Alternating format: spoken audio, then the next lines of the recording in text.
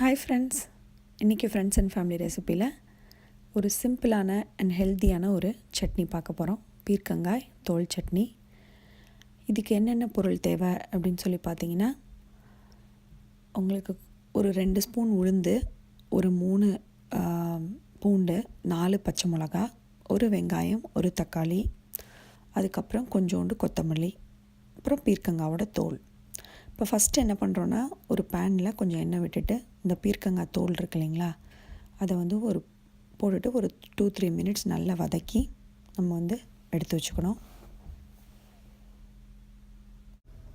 இப்போ ஒன்ஸ் இது நல்லா வதக்கின பிறகு திரும்ப பேனில் கொஞ்சம் எண்ணெய் விட்டுக்கிறோம். சூடான பிறகு உளுந்து இருக்கு இல்லைங்களா, அதை ஃபஸ்ட்டு போட்டு வறுத்துக்கணும். நல்லா சிவப்பான பிறகு பூண்டு இருந்தது இல்லைங்களா, 3 பூண்டு 3 பல்லு சொன்னேன்ல, அந்த இதை நம்ம ஆட் பண்ணுறோம். அதையும் நல்லா வதக்கிட்டு அப்புறம் பச்சை மிளகா 4 பச்சை மிளகா அதையும் வதக்கிக்கிறோம்.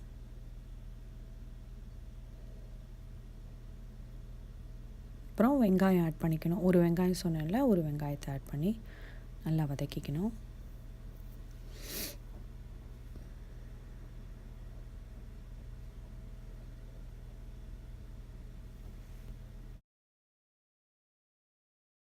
இப்போ பார்த்தீங்கன்னா வெங்காயம் வதங்கிடுச்சு. இப்போ அது கூட தக்காளி நம்ம ஒரு தக்காளி கட் பண்ணியிருந்தோம்ல, அதை போட்டு வதக்கிக்கணும்.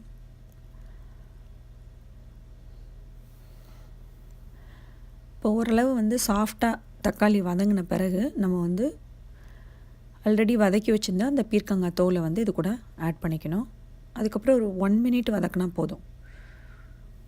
அதுக்கப்புறம் கொத்தமல்லி தழை இருக்கு இல்லைங்களா, அதை கடைசியாக போடணும். நம்ம ஃபஸ்ட்டே போடக்கூடாது, லாஸ்ட்டாக போட்டுட்டு லைட்டாக ஒரு பெரட்டுனா போதும். அப்புறம் கிரைண்ட் பண்ணோன்னா நல்லா வாசனையாக இருக்கும் சட்னி.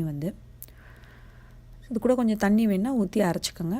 அப்புறம் கடுகு உளுந்து கருவேப்பிலை போட்டு தாளித்து எடுத்துருங்க. நல்லெண்ணெய் ஊற்றி தாளிச்சுக்கோங்க.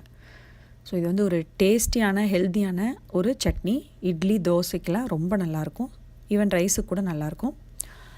இந்த சட்னியை நீங்களும் வீட்டில் ட்ரை பண்ணி பாருங்கள். பிடிச்சிருந்ததுன்னா வீடியோவை லைக் போடுங்க, ஷேர் பண்ணுங்கள், அண்டு சேனலை சப்ஸ்கிரைப் பண்ணுங்கள். இன்னொரு ரெசிபியோடு நான் உங்களை சந்திக்கிறேன். நன்றி, வணக்கம்.